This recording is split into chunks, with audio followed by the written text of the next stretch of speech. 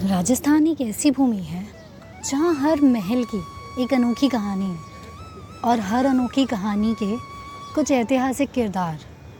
ऐसे ही कुछ किरदारों की बात हम आज करते हैं। हम बात कर रहे हैं रूठी हुई रानी के महल के बारे में। उदयपुर के एक राजा की बेटी रानी उमादे, उनकी शादी जोधपुर के राजा मालदेव से हुई। शादी होने के जिस थोड़े ही दिनों के बाद दोनों में किसी बात को लेकर बहस हो गई और रानी उमादे नाराज़ होकर चली गई। अब राजा अपना राजपाट छोड़कर उन्हें मनाने नहीं जा सकता था, पर उसे याद तो बहुत आ रही थी अपनी रानी की। तो उसने अपने दूत को तैयार किया। 1 महीने तक उसे प्रैक्टिस करवाई कि जाके मेरी रानी को ये बोलना, ऐसे मत बोलना, ताकि वो वापस आ जाए। अब राजदूत और राजा की बातें उसकी दूसरी रानी ने सुन ली और उन्हें लगा कि अब जब रानी आ जाएंगी, उनकी फेवरेट रानी, तब हमारी इम्पोर्टेंस तो कम हो जाएगी।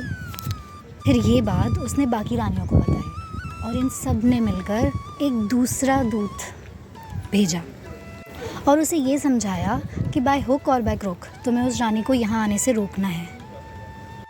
अब ये दूत पहले पहुँच गया रानी उमादे के पास और उसने रानी को सिर्फ इतना कहा कि अगर आपको आना है तो आपको अपना सम्मान यहीं छोड़ के आना पड़ेगा, ऐसा आपके राजा जी ने कहा है। अब ये बात रानी को बिल्कुल पसंद नहीं आई। सम्मान बहुत बड़ी चीज़ होती है, वो इसे कभी नहीं छोड़ सकते। तो उन्होंने प्रतिज्ञा ले ली कि जाके कह दो अपने राजा से कि मैं राजमहल में कभी नहीं आऊँगी। रानियों का प्लान सक्सेसफुल।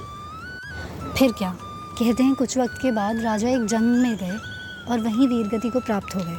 उनकी प्यारी रानी उनसे काफ़ी दूर थी। उन्हें अंतिम दर्शन करवाने का वेट नहीं किया गया।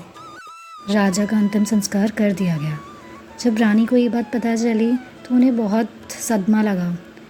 एक पगड़ी जो राजा की उनके पास पड़ी थी, उसके साथ वो सती हो गई। राजस्थान की इकलौती महासती थी।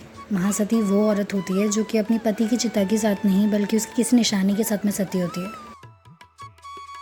तारागढ़ अजमेर में स्थित ये महल आज भी इसी नाम से जाना जाता है।